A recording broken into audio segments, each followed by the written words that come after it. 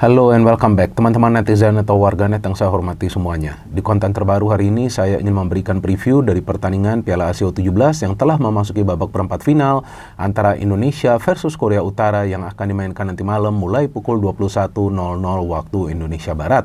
Seperti yang sama-sama kita ketahui teman-teman bahwa timnas Indonesia U17 telah dipastikan akan bermain di Piala Dunia pada bulan November nanti yang akan diselenggarakan di Qatar.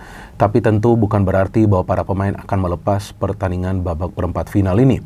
Karena sekarang adalah momen bagi para pemain untuk bisa membuat sejarah bagi timnas Indonesia U17 dengan untuk pertama kalinya lolos ke babak semifinal Piala Asia U17. Apakah Korea Utara adalah lawan yang kuat? Jelas Korea Utara juga adalah lawan yang kuat. Meskipun mereka mengakhiri perjuangan mereka di fase grup, yaitu di grup D sebagai runner-up. Tapi jika teman-teman menonton permainan mereka, maka teman-teman akan melihat bahwa sebetulnya permainan mereka di level U17 lebih baik daripada Korea Selatan yang timnas Indonesia U17 kalahkan di fase grup dengan skor 0-1. Apa perbedaannya antara Korea Selatan dengan Korea Utara di level U17 ini? Yaitu kedisiplinan dari para pemain Korea Utara. Jadi jika teman-teman nanti setelah menonton konten ini bisa menonton highlights atau mungkin juga extended highlights dari pertandingan Korea Utara U17 di Piala Asia ini, maka teman-teman bisa mencermati bahwa para pemain mereka jarang sekali keluar dari posisi mereka. Artinya jarang sekali out of position. Artinya apa? Artinya para pemain mereka betul-betul disiplin menjalankan instruksi dari pelatih mereka. Bagaimana dengan para pemain kita? Ya tentu para pemain kita juga mainnya disiplin. Dan juga para pemain kita bisa bermain dengan cara yang berbeda. Seperti apa? Contoh, lawan Korea Selatan mainnya defensif dan mengandalkan counter attack. Ball possession dari timnas Indonesia U17 pada saat itu jauh di bawah 50%. Tapi masih bisa menang walaupun dari tendangan penalti. Kemudian melawan Yaman, pada saat memang tentu targetnya adalah 3 poin untuk bisa memastikan lolos ke Piala Dunia, maka Coach Nova Arianto menerapkan strategi yang sedikit lebih ofensif. Jadi bukan total ofensif, sedikit lebih ofensif, yaitu meminta para pemain berinisiatif membangun serangan tapi tetap menjaga kedalaman dari lini tengah dan juga lini pertahanan. Karena ball possession dari timnas Indonesia U17 di pertandingan tersebut juga di bawah 50% walaupun tidak serendah seperti pertandingan melawan Korea Selatan. Tapi teman-teman bisa mencetak total 4 gol. Jadi artinya memang para pemain ini sudah paham bagaimana caranya mereka harus bermain menghadapi lawan yang berbeda. Kemudian melawan Afghanistan pada saat memang Coach Nova Arianto melakukan rotasi besar-besaran di starting lineup, tentu itu sedikit banyak mengganggu lah chemistry dari para pemain. Tapi dia perlu melakukan rotasi itu untuk menjaga kebugaran dari sebagian besar para pemain inti. Tapi di babak kedua pada saat ada beberapa pemain inti yang dimasukkan, maka kita melihat permainan dari timnas Indonesia U17 berubah total. Bahkan bisa mencetak gol di masa injury time dan 2 gol juga loh. Dua-duanya dari open play, artinya bukan dari situasi bola mati. Nah berarti kalau kita mencermati permainan dari timnas Indonesia U17, grafiknya itu meningkat. Jadi mulai dari permainan defensif melawan Korea Selatan, kemudian menang, main sedikit ofensif, menang, main ofensif, lebih secara terbuka melawan Afghanistan bisa meraih kemenangan juga. Dan juga Coach Nova Arianto ini jika teman-teman teliti melihat keputusan yang dia ambil, maka keputusannya sejauh ini bisa dikatakan tepat. Karena memang dia bisa memainkan pemain pengganti dari bangku cadangan yang juga bisa mengubah cara bermain dari timnas Indonesia U17 dan juga memecah deadlock atau memecah kebuntuan. Tapi ini kan sekarang yang dilawan adalah Korea Utara yang kita tahulah mereka punya pemain-pemain yang disiplin dan mereka ya istilahnya nih ya berani mati lah di atas lapangan. Jadi memang tidak akan mudah melawan Korea Utara ini walaupun para pemain kita juga permainannya Spartan. Bahkan saya beberapa kali mengatakan fighting spirit dan juga staying power dari para pemain muda ini wah luar biasa. Ya gak ada obatnya lah, dan saya mengatakan ini bukan karena saya ingin menyenangkan teman-teman atau juga para pemain, tapi memang ini faktanya. Coba saja lihat itu lawan Korea Selatan, pertandingan pertama itu kan selalu sulit, tapi para pemain sudah keluar dari pressure tersebut. Artinya, para pemain sudah melewati ujian pertama dengan nilai yang tinggi, ya dong, karena kan bisa lolos ke Piala Dunia, bahkan lolos dari fase grup sebagai juara grup. Tapi pada saat sekarang bermain di perempat final yang merupakan sistem gugur, artinya nih sekarang sudah tidak mengoleksi poin. Nah, disinilah sekarang adalah ujian kedua, bukan saja bagi para pemain, tapi juga bagi Coach Nova Arianto. Karena sekarang nih sudah lebih krusial pertandingannya. Walaupun seperti yang sama-sama kita ketahui, targetnya bukanlah untuk menjadi juara dari Piala ASIA U17, tapi targetnya adalah untuk lolos ke Piala Dunia. Tapi saya harapkan mindset dari para pemain ini sama, yaitu tetap fokus lawan Korea Utara. Jangan serta-merta karena sudah dipastikan lolos ke Piala Dunia, kemudian bermain santai. Gak bisa seperti itu. Walaupun kalau saya melihat dari segi mentalitas dari para pemain kita cukup baik. Bahkan kalau menurut saya nih, di level U17 dan juga di U20, ya inilah level mentalitas yang terbaik.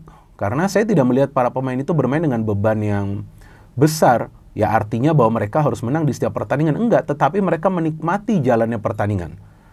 Berarti para pemain ini tidak terbebani dengan ekspektasi tinggi, walaupun memang targetnya adalah untuk lolos ke Piala Dunia. Dengan demikian, mereka bisa fokus untuk menjalankan strategi dari sang pelatih Nova Arianto. Dan kita tahu bahwa Coach Nova Arianto adalah sosok yang sangat disiplin. Bahkan ketika dia melihat ada pemain yang kebanyakan dribble, maka tentu dia akan menegur pemain tersebut. Dan mungkin juga jika pemain tersebut tidak mengerti, ya maka bisa saja dia mengganti pemain tersebut dengan pemain lain dari bangku cadangan. Karena yang dia inginkan adalah sistem permainannya itu jalan. Nah, dan juga pada saat formasi yang dipilih oleh Coach Nova Arianto adalah 3-4-3, artinya pada saat transisi, pada saat counter attack, itulah momen yang krusial yang harus dipahami oleh para pemain. Karena saya melihat beberapa kali counter attack dari Timnas Indonesia U17 ini tidak berhasil, apalagi melawan Korea Selatan. Dan feeling saya untuk pertandingan malam hari ini kemungkinan besar tetap sama, defense dan counter yang sebetulnya gak ada masalah.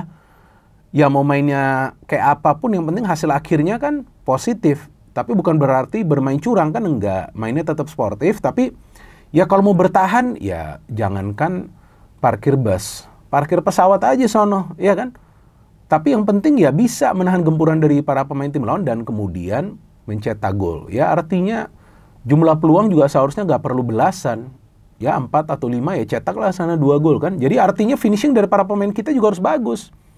Karena ini juga PR bagi para pemain kita. Sebetulnya lawan Afghanistan nggak perlu menunggu sampai masa injury time. Seandainya ada 3 peluang yang diperoleh oleh para pemain Timnas Indonesia U17 itu bisa mereka konversikan di babak pertama. Selain juga finishing, yang perlu dibenahi adalah pada saat menghadapi gempuran dari para pemain tim lawan dan kemudian harus menghalau bola dari ruang pertahanan. Jadi kalau mau menghalau bola jangan sampai asal menghalau bola. Jangan sampai pada saat menghalau bola itu justru mengarah ke pemain tim lawan. Itu beberapa kali terjadi di pertandingan melawan Korea Selatan karena pressure dari para pemain Korea Selatan itu sangat dahsyat. Yang kemungkinan besar juga akan dilakukan oleh para pemain Korut. Dan para pemain Korut ini kan sebagian besar gabung ke satu klub ya, ke satu klub di sana. Nah, jadi artinya memang ya dari segi kekompakan seharusnya mereka nih sudah bagus. Dan saya melihat beberapa kali juga mereka mengandalkan counter attack. Nah, artinya jangan sampai juga para pemain kita terpancing untuk bermain terbuka kemudian out of position di belakang. Karena para pemain Korut ini dari segi positioning mereka luar biasa. Tapi memang sebelumnya saya mengira bahwa kemungkinan Indonesia akan berhadapan dengan Tajikistan atau mungkin Oman. Tapi ternyata Korutnya gak ada masalah juga, saya pikir bagi para pemain. Dan mereka seharusnya tidak khawatir apalagi takut. Karena ya inilah kesempatan bagi mereka untuk menunjukkan bahwa sebetulnya mereka adalah tim yang kuat. Jadi kolektivitas ini perlu dijaga. Dan saya melihat memang para pemain kita ini pada saat menyerang tidak selfish atau egois. Jadi para pemain paham bahwa mereka harus membagi bola ke rekan yang sudah free. Artinya pada saat ada pemain yang menguasai bola, pemain lain itu harus naik, harus cari ruang. Jangan sampai menyulitkan pemain yang memegang bola ini untuk memberikan passing. Artinya, bola itu jangan terlalu lama dikuasai karena pasti pressure dari para pemain Korea Utara ini sangat dahsyat. Dan Korea Utara di level U17 dan juga di level U20 tidak seperti di level senior ya. Kalau level senior memang mereka tidak berkembang seperti Korea Selatan. Tapi di level U17 dan juga U20 mereka lumayan bagus. Berarti memang ini adalah tim yang kuat di level kelompok umur. Nah, berarti ya ini tentu adalah pertandingan yang berat bagi para pemain. Tapi saya pikir ya pada saat memang Indonesia juga sebelumnya tidak diunggulkan untuk menjadi juara grup ya. Kalau untuk lolos sih kemungkinan besar memang bisa. Tapi ya sekarang lah ini waktunya bagi para pemain untuk bermain secara tenang. Yang penting fokus ke game plan, yang feeling saya defend and counter. Dan ya kalau bisa menang itu baik, tapi kalau seandainya Timnas Indonesia U17 kalah pun, ya saya harapkan teman-teman juga tidak menghujat para pemain atau juga jajaran pelatih, karena ya mereka juga tentu sudah berjuang habis-habisan dan bagi Indonesia sudah bisa lolos dari fase grup sebagai juara grup dan kemudian akan bermain di Piala Dunia U17 yang mereka berhasil lakukan itu dengan cara berjuang di babak kualifikasi. Tentu itu juga adalah keberhasilan yang luar biasa dan perlu kita apresiasi. Jadi dalam hal ini kita juga tidak boleh membebani para pemain muda ini yang masih berada di level akar rumput, karena kan usia mereka juga rata-rata 16 tahun ya. Kita juga tidak boleh memberikan mereka tekanan, biarkan mereka menikmati jalannya pertandingan, bermain dengan serius, dan juga menjalankan taktik dari pelatihnya untuk bisa meraih kemenangan. Dan nanti malam tentu adalah waktu yang ideal bagi kita semua untuk menonton, dan saya harapkan teman-teman akan terus memberikan support, dan saya yakin di stadion nanti juga akan ramai. Karena di fase grup pun kita melihat begitu banyak supporter dari Timnas Indonesia U17 atau Timnas Indonesia yang hadir untuk memberikan support. Itu sedikit banyak juga membantu para pemain untuk bermain secara Spartan. Jadi teman-teman, kita semua bersatu, kita semua tunggu pertandingan nanti malam yang saya yakin akan berjalan seru. No hate, no politics, only football. Salam sepak bola.